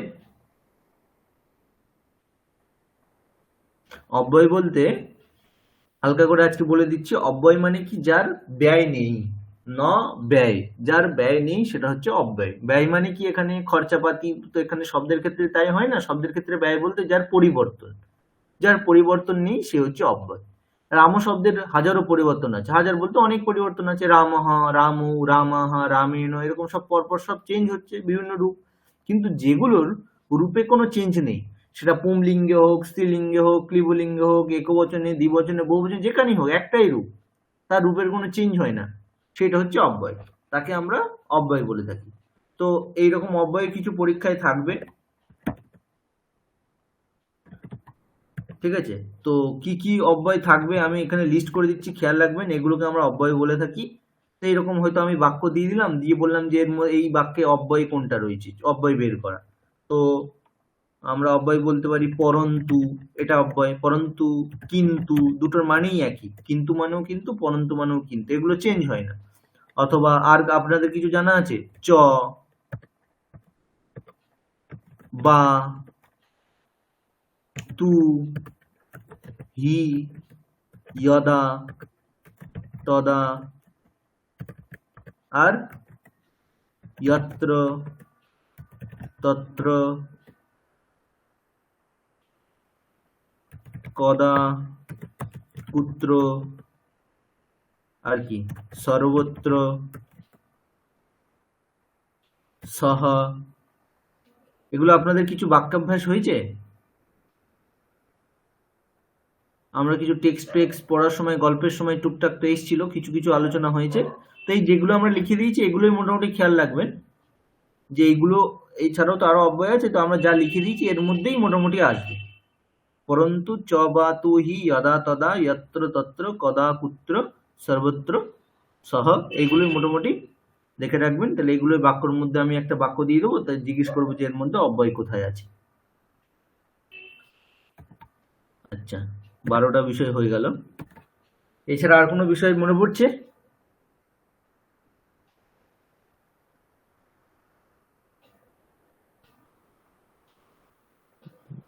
না স্যার, আর তো কিছু মনে পড়ছে না। আর স্যার একটা প্রশ্ন, হুম, যে পরীক্ষার ভাষা আর স্ক্রিপ্ট কি সংস্কৃত আর দেবনাগরীতে হবে? 100%। পরীক্ষায় সমস্ত মাত্র প্রশ্ন দেবনাগরী হরফেই থাকবে আর সংস্কৃতে থাকবে।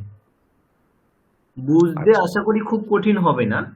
রাম শব্দস্য প্রথমা একবচন, দ্বিতীয়া একবচন, ভেঙে ভেঙে লিখে দেওয়া থাকবে, সমস্যা কিছু হবে বলে মনে হয় না। ধরে ধরে পড়লেই বুঝতে পারবেন। আচ্ছা, এছাড়া আচ্ছা এছাড়া আর কিছু বিষয় কারোর মনে পড়ছে? সোমনাথ মহোদয়, সুদীপ মহোদয়, প্লাবন মহোদয়?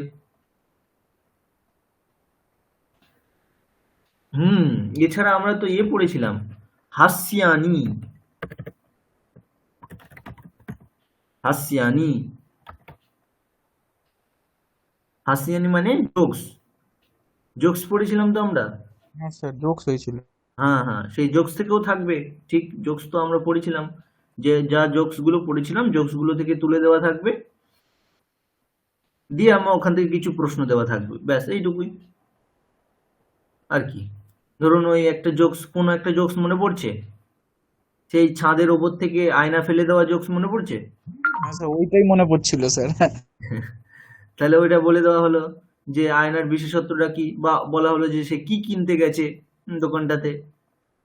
বা বলা হলো যে আয়নাটা কি 8 তলা পর্যন্ত কি ভাঙবে, 9 তলা পর্যন্ত কি ভাঙবে, সেই রকম। বলছি, এই প্রশ্নটা স্যার যদি করা হয় তো এটা কি সিন তুলে দেওয়া থাকবে, মানে হ্যাঁ, আহ পুরোটাই মনে scene যেটা আপনারা দেখেছেন পুরোটাই তুলে দেওয়া থাকবে, যেটা আপনাদের পুরো জোকসটাই তুলে দেওয়া থাকবে, দিয়ে প্রশ্ন করা থাকবে। মানে আপনাদের জোকসটা মনে রাখতে হবে না, জোকসটা পড়ে বুঝতে পারছেন কিনা সেটা হচ্ছে বিষয়।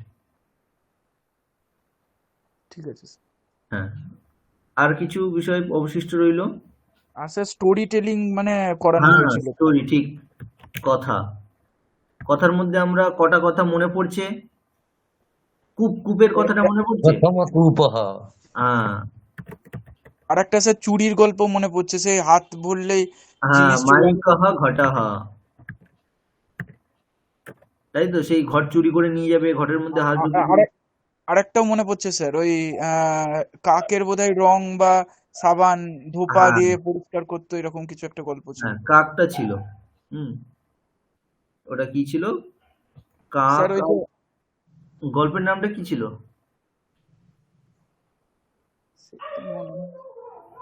ঠিক আছে, কাকাহ বকাহ চ,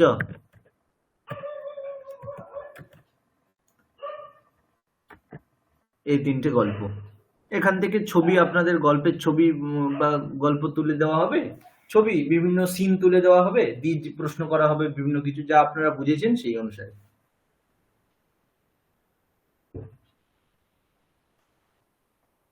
মোটামুটি এই সিলেবাস। আর তো আমার কিছু মনে পড়ছে না। আপনাদের আর কিছু মনে পড়ছে? প্লাবন মহোদয়, মনে পড়ছে নাকি? না স্যার, প্রথম দিকের গুলো আমি তো একটু উল্টিয়ে দেখলাম, মোটামুটি ঠিকই আছে, সবই তো আপনি কভার করলেন। হ্যাঁ, প্লাবন মহোদয় ভাবছে যে মনে পড়লেও আমি বলছি নাকি, বললে তো আবার ঢুকিয়ে দেবেন। তা বই। হ্যাঁ স্যার, স্যার সবার থেকে আমি বেশি চাপে আছি জানেন তো। না না, চাপ কিছু হবে না, সব পেরে যাবেন। আচ্ছা, তাহলে এই মোটামুটি বিষয়। আর তাহলে আমরা ঢোকাচ্ছি না কিছু বিষয়। এই আমাদের 14টা বিষয় রইলো। আর আজকে এখানে বিষয়টা বলার কারণ এটাই যে পুরানো বিষয়গুলো কিছুটা আবার আপনাদের মনে পড়বে, নাহলে তো আবার ডাইরেক্ট গিয়ে সেই সব কিছু আবার ঘাঁটতে হবে। কিছু কিছু বিষয় ছিল যাতে মনে পড়ে যায়, তাই জন্য আমরা আলোচনাও করে নিলাম। এবার যেটা হচ্ছে গিয়ে আমি, আপনারা সবাই জয়েনই থাকবেন।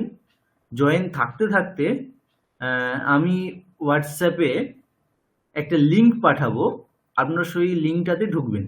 লিঙ্কটা হচ্ছে কিভাবে আমরা পরীক্ষা দেব তার জন্য টেস্ট হিসাবে আমরা লিঙ্কটা দিচ্ছি। লিঙ্কে 2টো প্রশ্ন রাখছি, তো ওই 2টো প্রশ্নের উত্তর দেবেন।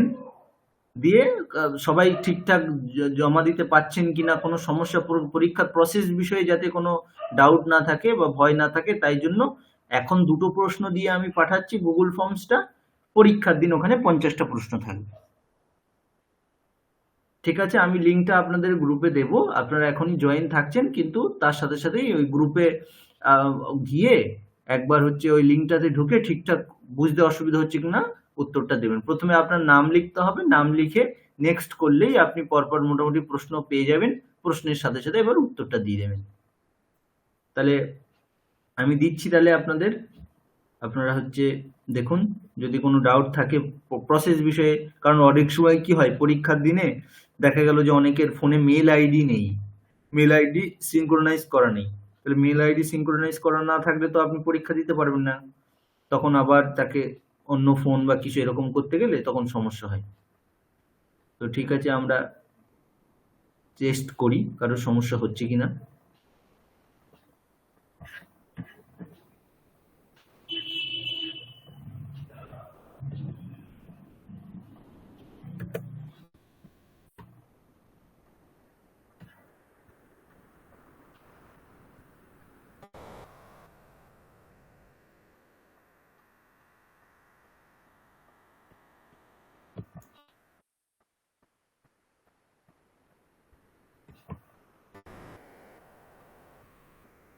আমি দিয়ে দিয়েছি গ্রুপটাতে।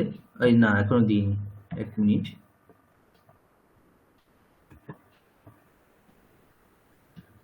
হ্যাঁ, দিয়েছি, আপনারা জয়েন হয়ে দুটো প্রশ্ন, ভুল হোক ঠিক হোক অসুবিধা নেই, একটা ঘড়ির প্রশ্ন দিয়েছি আর একটা ঘড়ি তো এখনো আমার ক্লাসে শেখা হয়নি, অন্য ক্লাসে হয়েছে কিনা জানি না, তো এমনি জাস্ট উত্তর ঠিক করতে হবে সেটা তাৎপর্য নয়। 3টে প্রশ্ন দিয়ে পাঠিয়েছি।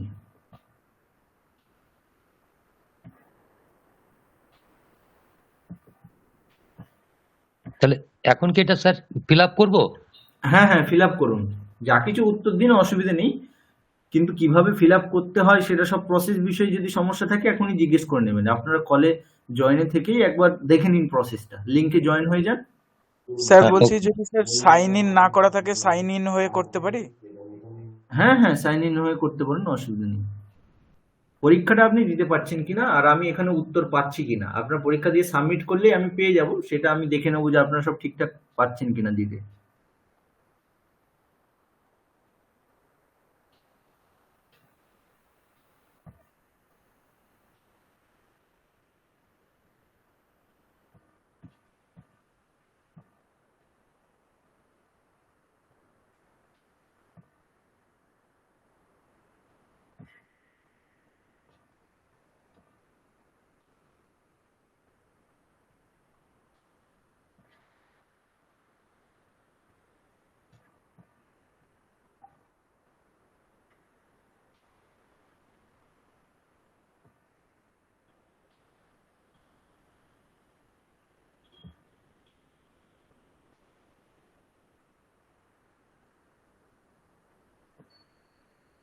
প্রথমে আপনার নাম লিখবেন, লিখে নেক্সট করে গেলেই পরেরটা পেয়ে যাবেন। শুরুতে দেখুন সব লেখা আছে, স্বামীকে হে সংস্কৃতম প্রাথমিক স্তরীয় পরীক্ষা, ব্যাস একজন সাবমিট করে দিয়েছেন অলরেডি।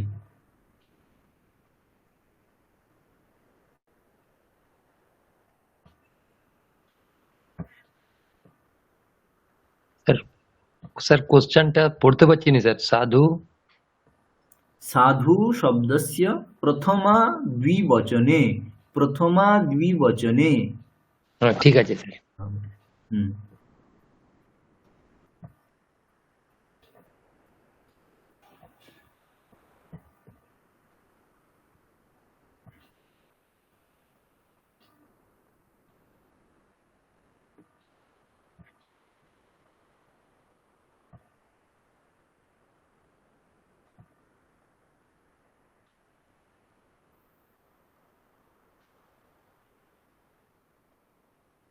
এই তো অতীন মহোদয়ের পেয়েছি, সুদীপ মহোদয়ের পেয়েছি,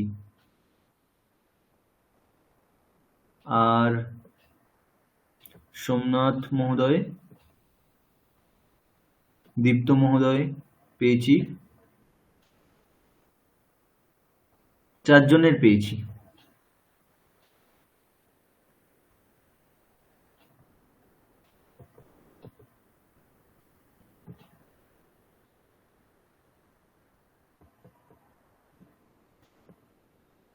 স্যার আমি সাবমিট করলাম। আচ্ছা, হ্যাঁ পেয়েছি আপনারটাও।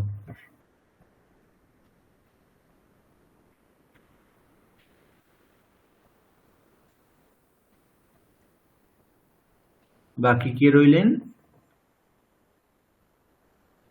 দেবস্মিতা মহোদয়া।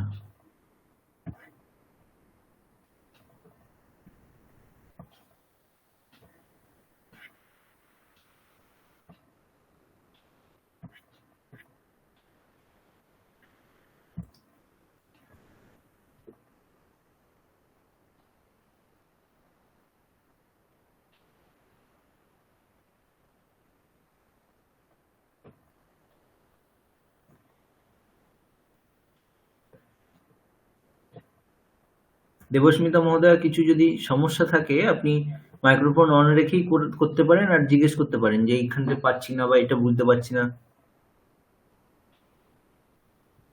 প্রথমে নামটা লিখে আমার অ্যাকচুয়ালি এটা দেখাচ্ছে না তো, কি দেখাচ্ছি না? ইমেল আইডিটা আমার অন্য দেখাচ্ছে। আপনার ইমেল আইডি যাই দেখাক, আপনি ফিল আপ করে নেক্সট করে যান, দেখুন প্রশ্নপত্র পাচ্ছেন কিনা হাতে। আচ্ছা, হুম,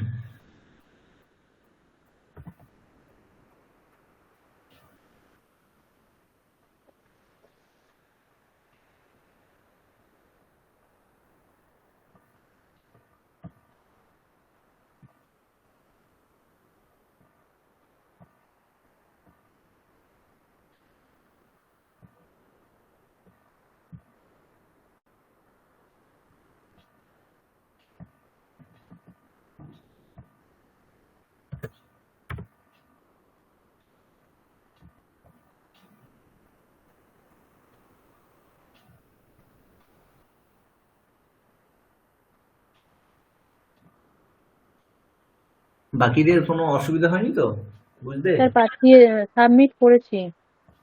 হ্যাঁ, পেয়ে গেছি। ব্যাস, তাহলে হয়ে গেল সবার। প্রসেস বিষয়ে আর কারোর কোনো জিজ্ঞাসা আছে?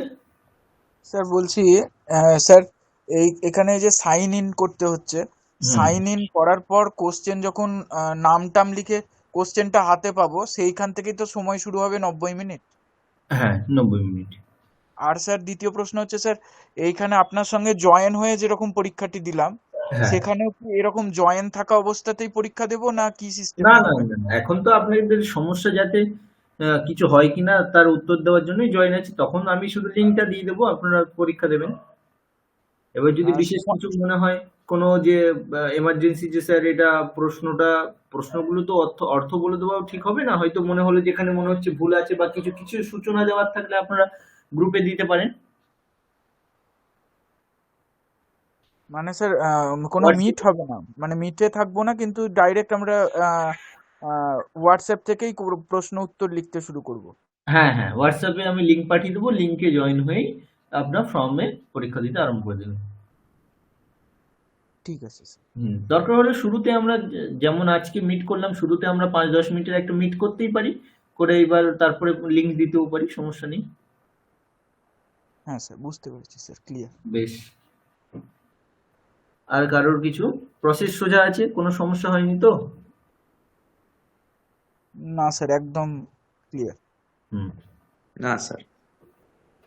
ওকে, তাহলে এইভাবে আমাদের পরীক্ষা হবে, আর কারোরই 1.5 ঘন্টা লাগবে না, ঠিক আছে? সাড়ে সাত সব পরীক্ষা হয়ে যাবে, সব দিয়ে দেবেন তাড়াতাড়ি। আর আমাদের বিষয়ে বলে দেওয়া হলো, বিষয়ে এই মোটামুটি। আর কিছু জিজ্ঞাসা আছে বিষয়ের বিষয়ে বা পরীক্ষার বিষয়ে? আর কিছু যদি কোনো প্রশ্ন থাকে প্রশ্ন করুন। আজকে আমাদের লাস্ট ক্লাস, আর তো আর দেখি পরের দিন হয়তো আবার আমাদের শুরুতে একটু মিট হতে পারে। হুম, এটা হচ্ছে ব্যাপার। এমনি শেখানোর জন্য আজ আমাদের লাস্ট ক্লাস, এরপরের দিন তো পরীক্ষা। বলুন সোমনাথ স্যার, মহোদয়। হ্যাঁ স্যার, বলছি স্যার এরপর যে আপনি যেগুলো বলছিলেন স্যার, এই যে কোনগুলি শক্তিশালী হুম ধাতু, এগুলো তো স্যার এই প্রিলিমিনারি যে কোর্স হলো তাতে তো স্যার কভার হয়নি। তো হুম স্যার ইন্টারমিডিয়েট কোর্সে কি স্যার আপনি ক্লাস নেবেন স্যার? না, আমি ইন্টারমিডিয়েট নেব না, মানে অন্য স্যার আছে, সে নেবে ইন্টারমিডিয়েটে, সে বিভিন্ন কিছু বিষয় আরো এক্সট্রা অ্যাড করে পড়াবেন। আর স্যার এইটা করার পরে কি আর ইন্টারমিডিয়েটে এই সেশনে সুযোগ হবে? এই সেশন তো জানুয়ারি থেকে আরম্ভ হচ্ছে। আর মোটামুটি আহ, তারিখ কত তারিখ থেকে ফার্স্ট ক্লাস হবে ঠিক নেই, তবে হ্যাঁ হতে পারে, আপনি মহারাজকে বলবেন আপনাকে জয়েন করে নেবে সেকেন্ড সেশনটাতে। এই সেশনই মানে এই আর কিছুদিন পরে যেটা আরম্ভ হবে সেইটাতে। হ্যাঁ মানে স্যার এইটা পরীক্ষা দেওয়ার পর যদি পাস করতে পারি এবং বি গ্রেড পাই তবে তো স্যার ওটার জন্য অ্যাপ্লিকেবল হব। সেই হ্যাঁ কারণে স্যার ভর্তি হওয়ার জন্য চেষ্টা করিনি, এখন জানি না স্যার পাস করব বা বি গ্রেড পাবো কিনা। তো মানে তা করতে করতে স্যার 15 তারিখ তো পেরিয়ে যাবে, সেই জন্যই স্যার জিজ্ঞেস করলাম। না, কিন্তু অবশ্যই তো ব্যবস্থা করা থাকবে, কারণ আপনারা যারা প্রিলিমিনারি সারলেন তারা যদি ইন্টারমিডিয়েট পড়তে চান আবার 4 মাস বসে থাকবেন নাকি? সেটা তো ঠিক নয়, তাহলে তো অর্ধেক এমনিই ভুলে যাবেন। তো হ্যাঁ স্যার, ব্যবস্থা সেই জন্যই স্যার এর সঙ্গে থাকলে স্যার কানেকশনটা থাকতো। হ্যাঁ হ্যাঁ, এবং পরীক্ষার রেজাল্ট বেরোনোর সাথে সাথেই আপনি সেকেন্ডটার জন্য ফিল আপ করবেন, অবশ্যই ব্যবস্থা থাকবে, না হলে অসুবিধা নেই। মহারাজ যিনি আছেন ওনাকে ফোন করলে উনি খুব হেল্পফুল, উনি বললেই উনি সমস্যার সমাধান করে দেবেন। পরীক্ষার আগে রেজাল্টটা বেরোলেই আপনি খোঁজ নেবেন মহারাজকে, যে মহারাজ আমি নেক্সট টাইম ভর্তি হবো, তাহলে এখন আমি ফিল আপ করতে পারবো কি না পারবো না, বা যদি কিভাবে হয় আপনি বলে দিন। ঠিক আছে স্যার। হ্যাঁ, আচ্ছা।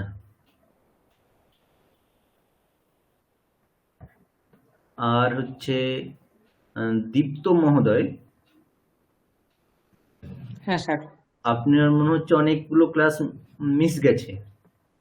হ্যাঁ স্যার, আমার নেট পরীক্ষা ছিল বলে আমি কয়েকদিন মানে ব্যস্ত ছিলাম পড়াশোনা নিয়ে একটু।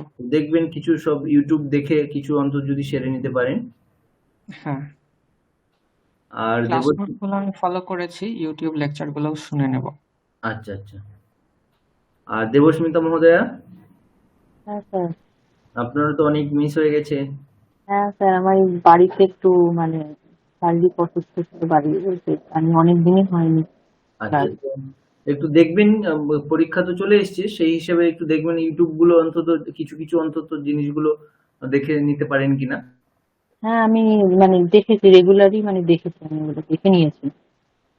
আচ্ছা, আজকে এই যেগুলো বিষয় বললাম এর থেকে সব থেকে কঠিন কোন বিষয়টা আপনার মনে হয়েছে? এই সবগুলোর মধ্যে যা যা আপনি করিয়েছেন, হ্যাঁ, 14টা বিষয় যার মধ্যে পরীক্ষা হবে।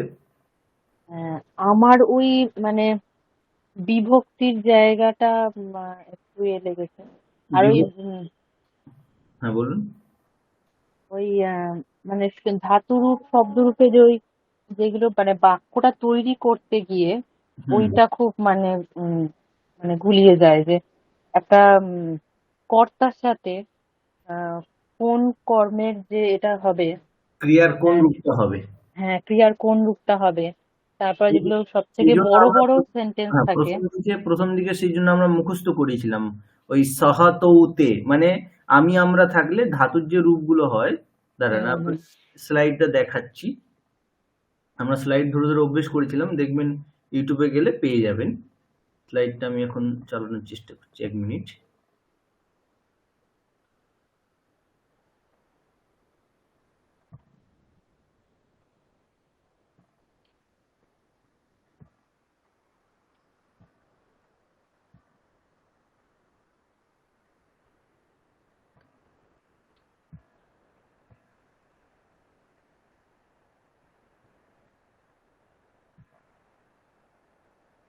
এই যে এই স্লাইডটাতে আমরা হুম এখানে শব্দ, এই যে এখানে আমরা প্র্যাকটিস করেছিলাম যে কার সাথে। হুম দেখুন এখানে অসমদ আমি আমরা থাকলে এখানে উত্তম পুরুষের রূপগুলো নিচ্ছি, হুম হুম তুমি তোমরা থাকলে মধ্যম পুরুষ, আর সে তাহারা এগুলো থাকলে উত্তম পুরুষ। সেই জন্য আমরা এই রূপগুলো একবার প্র্যাকটিস করে নিয়েছি, সাহা তৌতে ত্বম ইউবাম ইউয়াম অহম আবাম বয়ম। এরপরে আমরা সেইভাবে তৎশব্দ বা রাম শ্যাম যদুমধু যাই কিছু হোক সেটার সাথে প্রথম যে লাইনের যে 3টে তার ম্যাচিং করিয়েছি।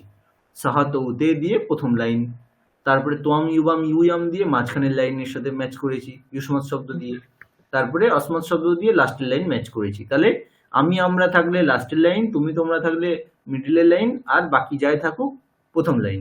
এরপরে একবচন থাকলে প্রথমটা, দ্বিবচন থাকলে দ্বিতীয়টা, আর বহুবচন থাকলে শেষেরটা। বোঝা গেল?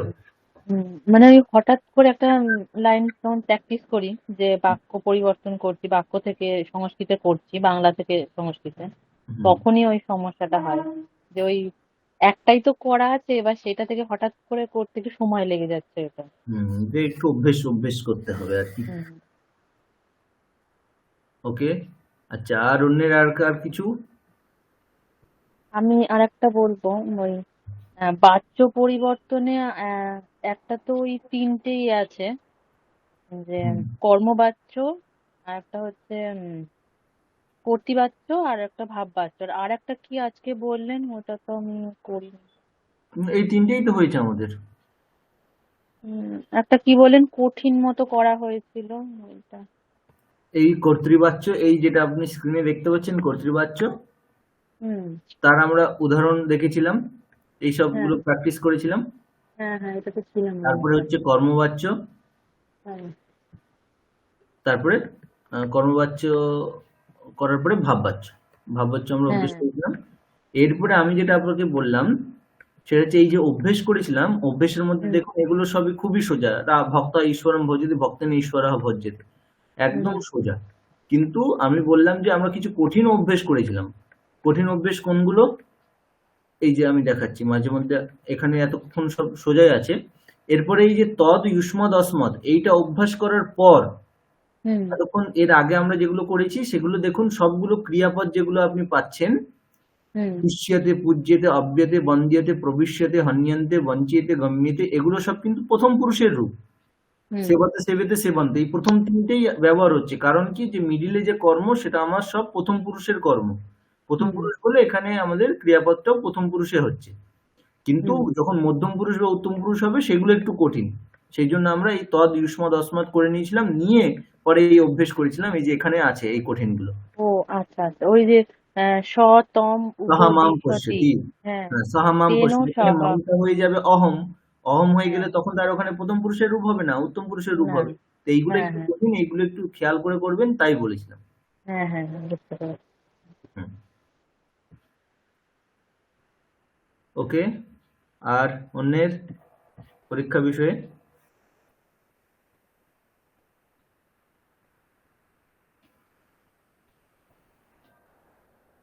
আচ্ছা, বেশ। তাহলে আমাদের মোটামুটি আজকে এই লাস্ট ক্লাস হলো, নেক্সট দিন পরীক্ষা। সবাই খুব ভালো করে পরীক্ষা দেবেন। আর আমি এই যে এটা বানালাম পরীক্ষার বিষয়গুলো, সেগুলো আমি পাঠিয়ে দিচ্ছি গ্রুপে। আর নেক্সট আপনারা ভালো করে পরীক্ষার জন্য প্রিপারেশন নিন। কোনো সমস্যা হলে ফোন করতে পারেন, ফোন করবেন। আমি যদি ক্লাসে থাকি বা ব্যস্ত থাকি তাহলে আমি বলে দেবো পরে করতে, বা পরে করবো ব্যাক। হুম। তো আপনারা যদি কোনো সমস্যা থাকে ফোন করবেন, আর যোগাযোগ রাখবেন। আর মঠে এলে, বেলুড় মঠে এলে বলবেন, একসাথে আমরা ঘুরতে পারি এখানে। মানে ঠিক আছে? স্যার ফাঁকা হ্যাঁ। মানে ফ্রি কোন টাইমটায় থাকেন স্যার? ধরুন মঠে গেলাম, আপনাকে ফোন করতে কেমন মানে একটু কিন্তু লাগে আর কি। না, বিকেল বেলার দিকে হলে তখন বাকি তো 10টা থেকে 4:30 আমাদের তো থাকে, ইউনিভার্সিটি আছে। সেই জন্য তারপরে হলে ভালো হয়, বিকেল বেলা যদি হয়। আচ্ছা স্যার, থ্যাংক ইউ স্যার। হুম। ঠিক আছে, তাহলে আজকে আমাদের ক্লাস তাহলে এই পর্যন্তই। শুভরাত্রি সকলকে, এখানে রেখে দিচ্ছি ক্লাস তাহলে। থ্যাংক ইউ হ্যাঁ স্যার। স্যার, শুভরাত্রি স্যার। শুভরাত্রি স্যার। শুভরাত্রি স্যার।